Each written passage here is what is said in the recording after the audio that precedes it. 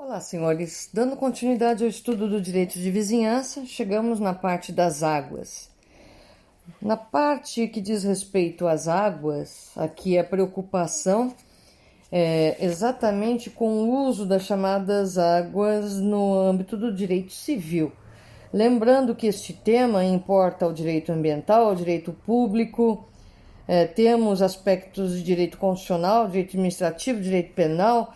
Portanto, falar de águas não é um assunto assim tão simples, até porque é o recurso necessário, seja para a agricultura, para a pecuária, para gerar energia, para navegação. E também nós temos o uso das águas dentro das residências, a canalização de águas, uso de água potável. Então, a questão das águas, ela sempre foi tormentosa no Brasil, que é um país de uma grande quantidade de bacias hidrográficas, de rios, alguns navegáveis, outros particulares, e é muito importante saber um pouco mais sobre isso. Lembrando aos senhores que nós temos o decreto 24.643 de 1934, que é o chamado Código de Águas. Boa parte do Código Civil atual nada mais fez do que repetir alguns parcos e poucos artigos do Código de Águas. Então nós temos muito mais uma repetição do que uma inovação no que diz respeito à utilização das águas pelos particulares. Lembrando que é o direito agrário que vai cuidar da utilização de águas no que tange agricultura e pecuária, né? Então, aqui a gente tem uma repetição dos artigos previstos no Código de Águas, falando das águas bem captadas, dirigidas, até porque são extremamente úteis. Assim como podem tornar-se danosas se você permitir que um particular, por exemplo, tenha o direito de represar as águas para criar um largo artificial.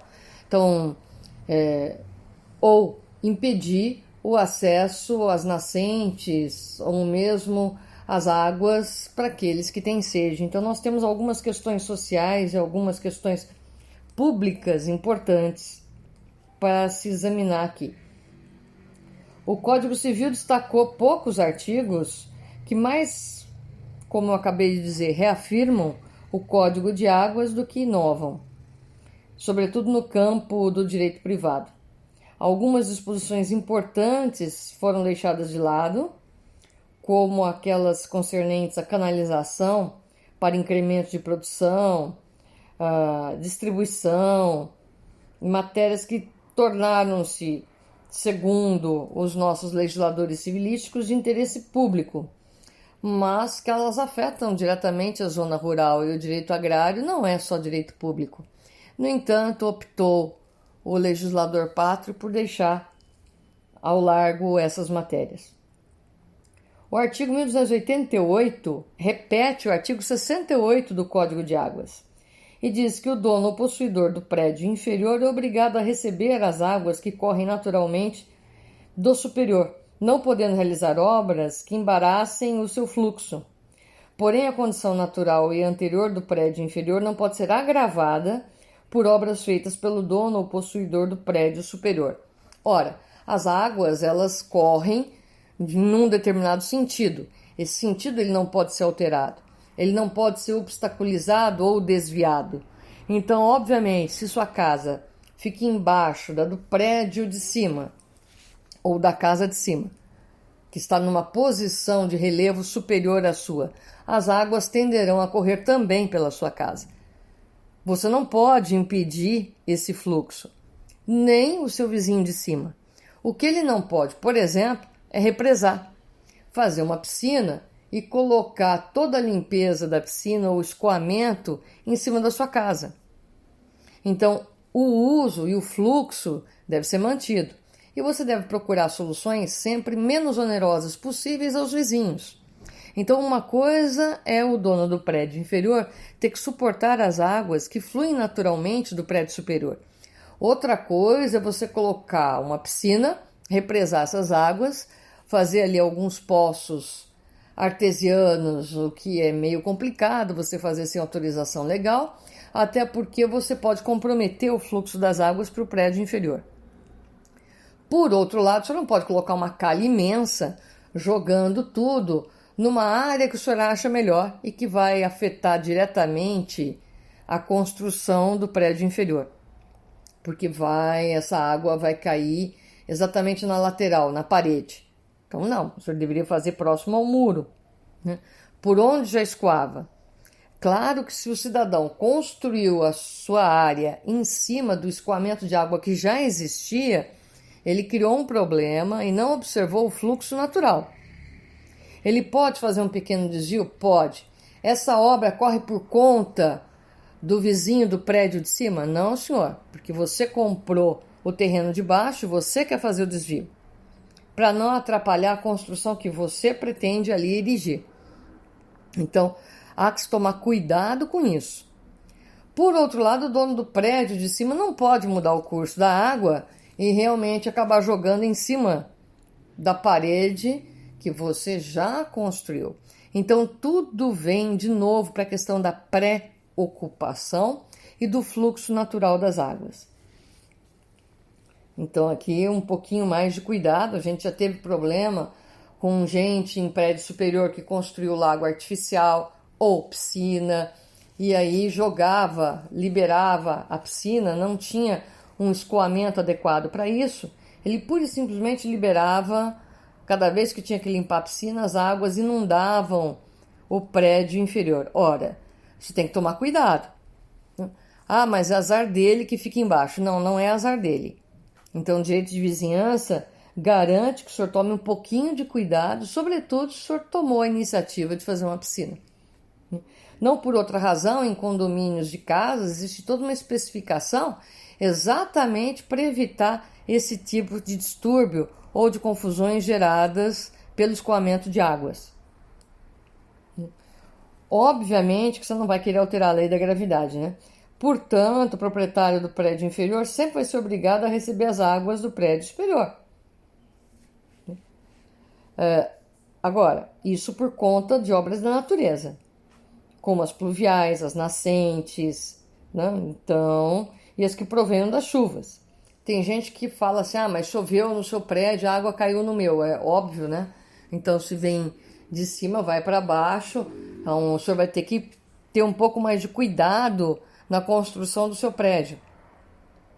Senhores, a gente assiste diuturnamente desmoronamentos. Hoje mais raros, até pela precariedade das chuvas, mas quando elas vêm, e elas vêm com força, a força das águas acaba levando muita coisa. Então, inclusive quando se pega fogo, a gente diz que aquilo que não foi destruído pelo fogo, a água acaba destruindo, porque a força da água é muito grande. Imagina em tempestades. Então você não vai querer, como dono do prédio inferior, que o dono do prédio superior pague. Ele também foi afetado pelas águas. E o senhor com maior razão por estar num prédio inferior. Mas isso daí não era previsível. Agora você falou tudo. Isso não era previsível. Portanto, não é justo que o senhor queira cobrar do prédio superior. Ele tomou as medidas de cautela adequadas? Sim.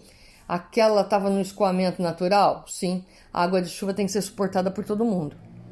Pode acontecer que grandes tempestades afetem toda uma vizinhança, toda uma rua. Isso a gente acaba vendo, infelizmente, com certa regularidade, né?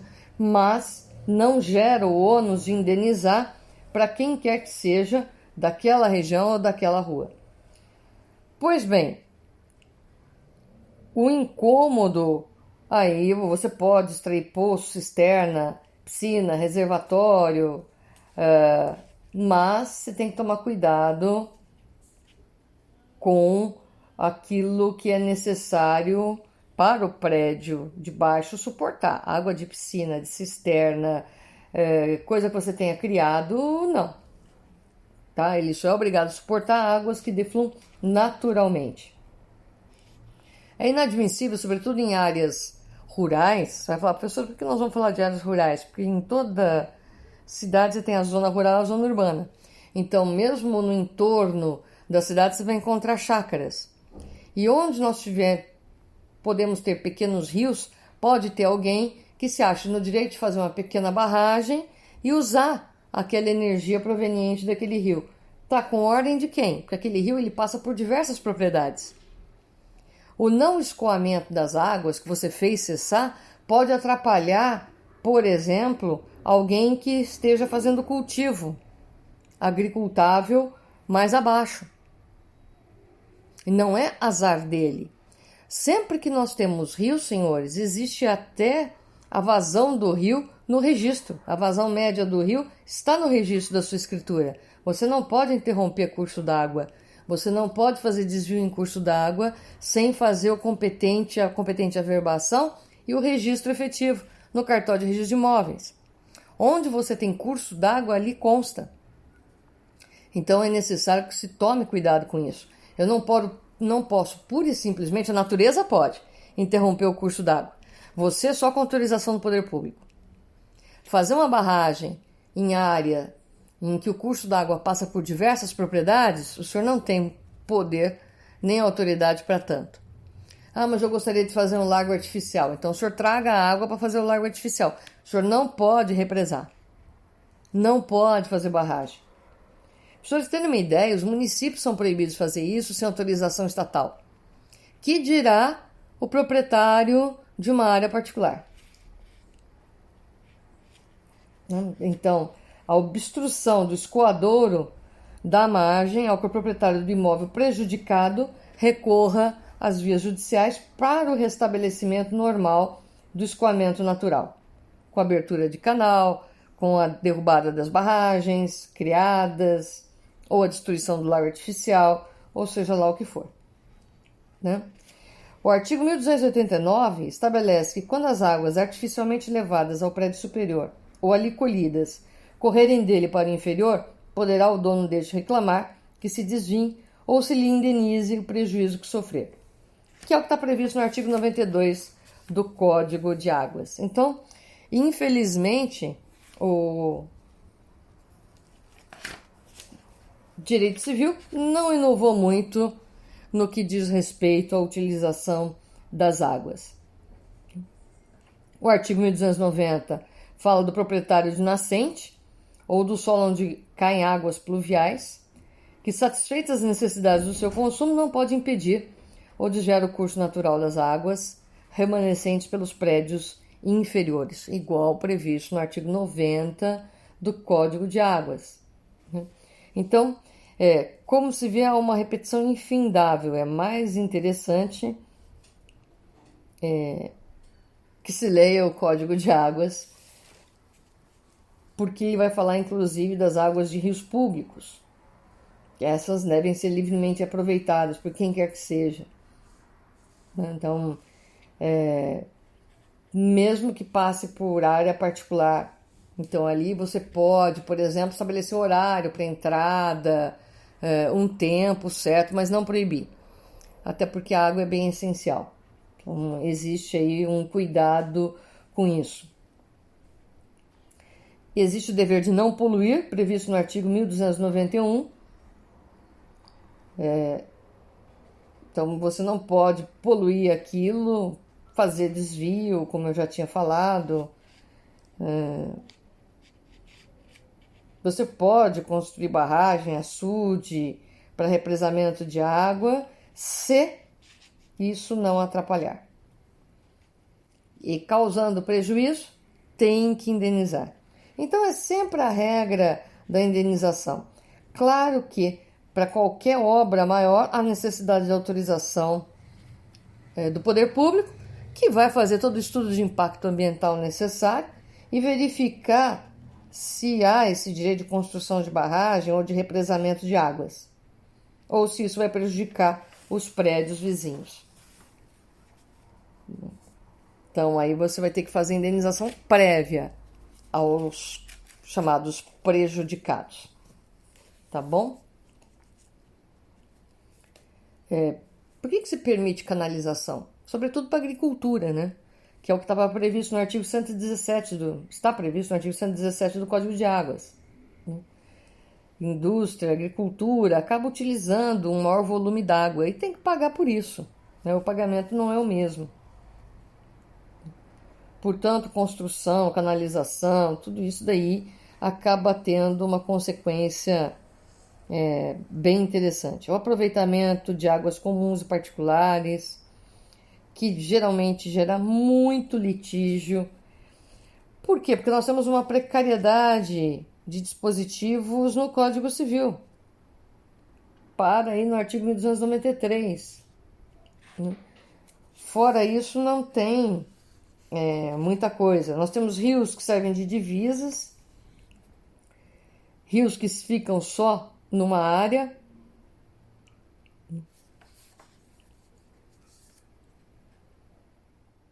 A previsão da criação de aquedutos, porque a criação de aqueduto, obviamente, não impede que o proprietário cerque o imóvel, construa sobre ele, sem prejuízo à sua segurança e conservação. Então, tem que tomar muito cuidado com os aquedutos, porque são formas de transporte de água, né? Podem as pessoas, os proprietários dos imóveis por onde passa o aqueduto, utilizar dessas águas? Sim, para a primeira necessidade. Tá bom? O artigo 1296 do Código Civil até fala: havendo no aqueduto águas supérfluas, outros poderão canalizá-las para fins previstos no artigo 1293, mediante pagamento de indenização. Claro, né? Sempre pagando indenização. Bom, gente, vai até o artigo 1296, essa precariedade de dispositivos que a gente encontra com maior abundância, riqueza e distinção no Código de Águas. Então, no Decreto 24.643 de 1934, os senhores vão encontrar o Código de Águas. Lembrando aos senhores que quem tem aí vademecum ou algumas obras de direito, talvez não encontre o Código de Águas, tá? Nós temos alguns decretos que foram feitos em 38, algumas observações que foram feitas aí, artigo 136 do Código de Águas. São muito importantes as normas ali estatuídas. Se aqui esse tema não cai, Código de Águas não é observado, só para quem estuda o direito agrário, né?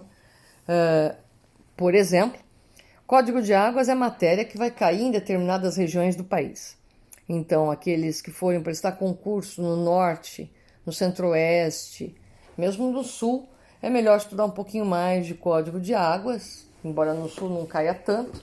Centro-oeste, o senhor não fica livre de ter que responder sobre Código de Águas, e não apenas nos limites que a gente estuda aqui no Sudeste, porque não há tanta preocupação assim com a parte das águas, embora esse seja um fato lastimável. Então fica aí para o direito ambiental o estudo disso. Quem vai prestar concurso no Nordeste, no Norte do país, Centro-Oeste sobretudo, vai ter que ter uma grande gama de estudo na parte do direito ambiental: Código de Caça, Código de Pesca, Código de Águas, Código Florestal, Código de Minas. Então, coisas que a gente pouco observa aqui são matérias de grande importância em outras regiões do país.